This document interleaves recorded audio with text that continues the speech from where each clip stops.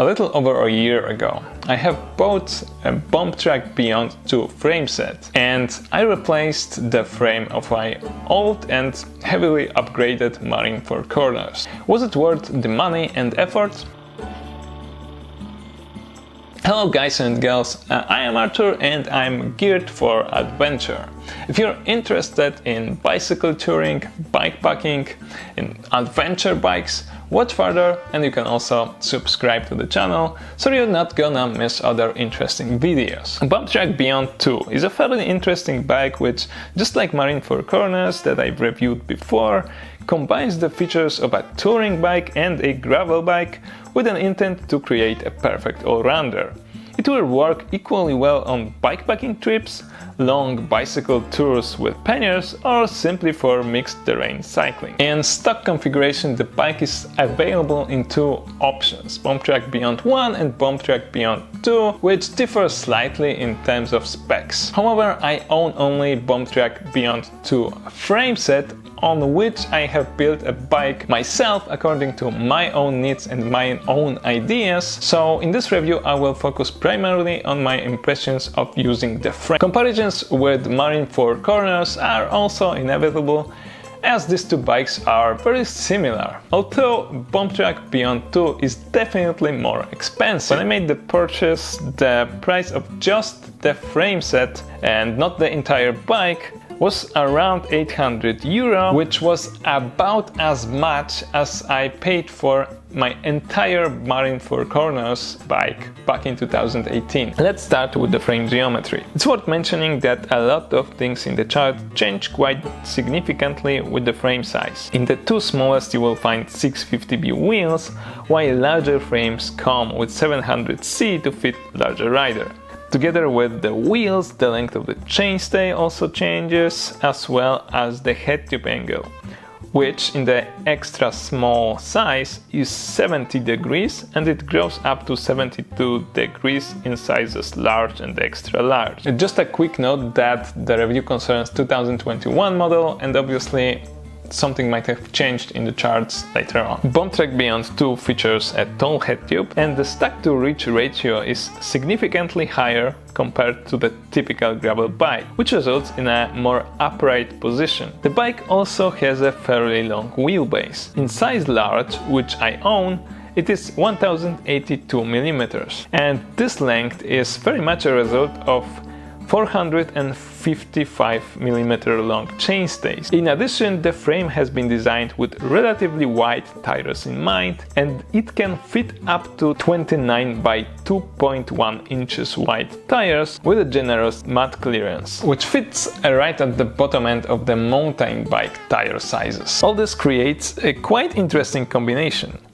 On the one hand, the bike is fairly stable, so that you can venture off-road and feel confident even on rougher trails where the geometry of a typical gravel bike would hold you back. Essentially, this bike, it's gravel for breakfast and looks forward for greater challenges. The high head tube allows for relatively safe downhill rides even on chunkier trails, but at the same time, the not that slack head tube angle doesn't make it feel like an MTB frame, and the front retains at least a bit of gravel bike's dynamics. Although, no matter what, this bike still feels more stable rather than dynamic when it comes to handling.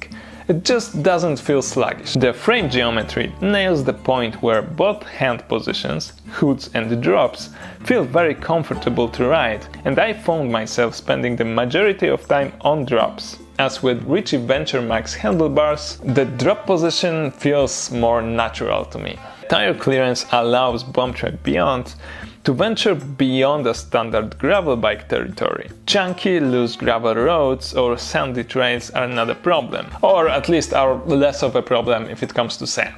At the same time, the tire width limit at 29 by 2.1 means that you can't really move too far into the mountain bike territory, which in my opinion just makes sense, as this is not supposed to be a drop bar mountain bike. Bombtrack Beyond is designed as a bike for mixed terrain, so paved roads, a bit of forest roads, sometimes dirt roads, and all of that during one single trip.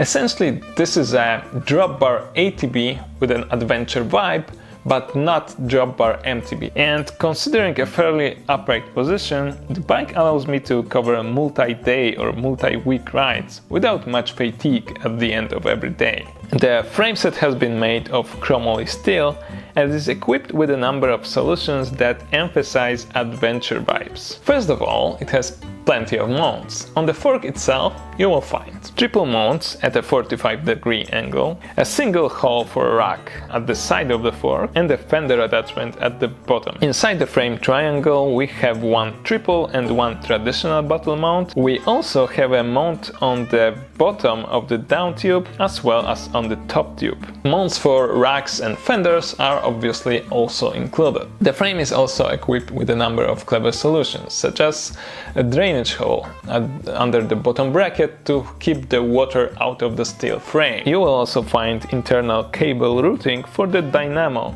in the frame as well as in the fork. And finally, my absolute favorite, which is a chain hanger. It is a simple but somewhat forgotten solution that makes a bit easier to remove and install the rear wheel. The head tube is designed for tapered forks, and the frameset comes with 2 axles. And here comes my first minor criticism, which is a weird and unnecessary mixture of different standards. First of all, the frame uses a flat brake mount, while on the fork you will find post mount.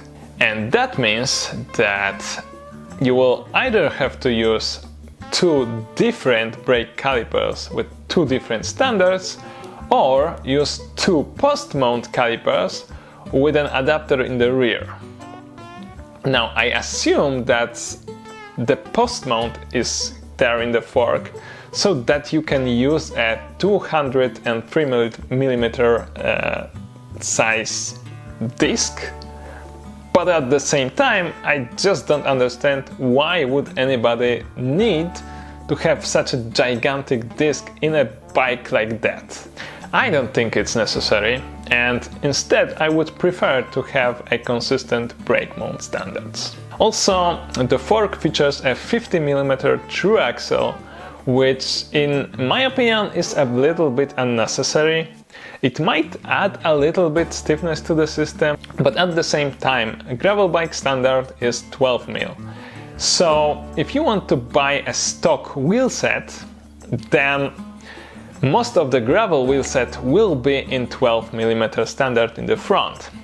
In some cases you would be able to change the front hub end caps to change the axle standard, but not every hub allows for it. And then you might think, well, then I can just buy a mountain bike wheelset instead, right? Well, not really, because a most modern, decent quality MTB wheelset will be in the boost standard today, so that's not gonna fit into the frame. And finally, if you would like to build a front wheel with a dynamo hub, then I actually found out that for some reason the 50mm dynamo hubs are usually more expensive than 12mm counterparts. The paint deserves a major criticism, because while the color itself looks great, the coating is just disappointingly fragile. I have the impression that the frame gets scratched just from the airflow, and I pretty much find a few new scratches every time I wash the frame. Just take a look how the bottom bracket area looks after a bit over a year of use. What? This is outrageous. It's unfair. It absolutely blows my mind that a frameset within this price range can come with such a shameful paint quality. But I guess nothing can be perfect. Apart from the paint, the frame manufacturing is decent. The wheels look okay, and the manufacturer reassures it meets MTB safety standards. A large frameset, seat post and axles included, weighs exactly 4.05 kilos, of which 2.55 kilos is a weight of a frame and 1.5 kilo is the fork. So a little bit on a heavier side, but still completely within a norm when it comes to this type of heavy-duty all-steel adventure frames. The fork is a monstrosity. It is very wide and hardly tapers at the ends. Together with a true axle and tapered head tube, this creates a very stiff front end.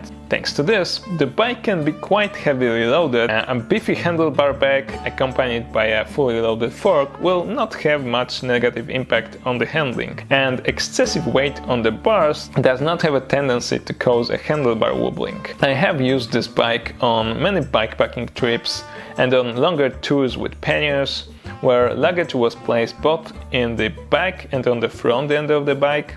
For this kind of applications, Bombtrack Beyond feels like a fish in the water. However, everything comes at a price.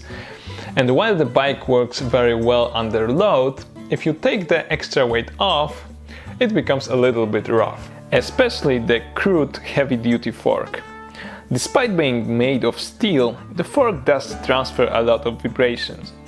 The issue is quite noticeable if using skinnier tires with higher pressure. To some extent, you can overcome this issue by using a gel pad under the handlebar tape or just heavily padded gloves, but the best solution is just to run on wider tires with lower pressure. Unfortunately, or fortunately, depending on your expectation, the bike was designed with bikepacking bags and panniers in mind, which requires wider tires and thicker tubing. If you're not going to use the Bombtrack Beyond for its intended purpose, you would probably be better off buying a different bike, built on more supple tubing. Compared to Marine 4 Corners, Bombtrack Beyond 2 is definitely geared more towards rougher roads. Bombtrack Beyond is also stiffer, and in a positive sense, as the frame transfers energy more efficiently.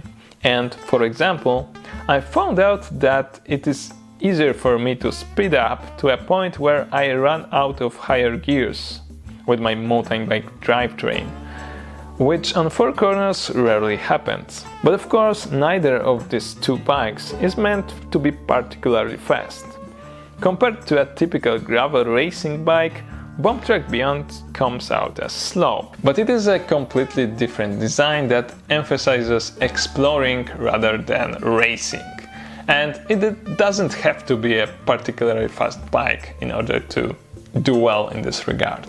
4 Corners was a compromise between what I wished and what I could afford back in 2018. But Bombtrack Beyond 2 enabled me to build my dream bike exactly how I wanted. Keeping to the similar proven geometry, I was able to improve shortcomings of the 4 Corners model, adding new model standards, more tire clearance and additional bonuses such as internal dynamo cable routing that might come in handy in the future. In the end, it's not like changing the frameset was a revolution. It was an evolution, but it affects how the bike feels in a significant way.